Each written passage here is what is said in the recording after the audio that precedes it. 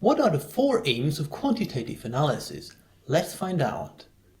Beyond describing a phenomenon in numbers, like expressing the mean income in a country, quantitative analysis can do four basic things. First, we can explore associations. We can explore if two phenomena are associated. For example, is social class associated with income? Is the mean income higher in one country than another? Are people who express anti-racist attitudes more likely to support certain political parties? Does your personality have anything to do with your success? Second, we can predict, like who is going to be the next president? Will it rain tomorrow? Should I expect a traffic jam this weekend? How many refugees are likely to arrive next year?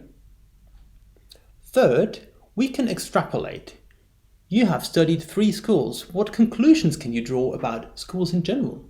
You observe regional inequalities. Can we expect inequalities within these regions too?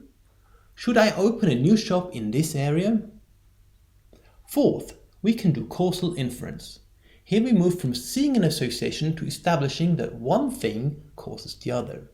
While we have sophisticated methods to do this, we cannot always apply them in the social sciences.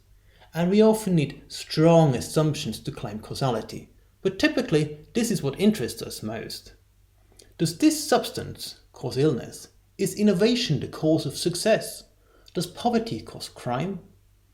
There you go, 4 important ways you can use quantitative analysis.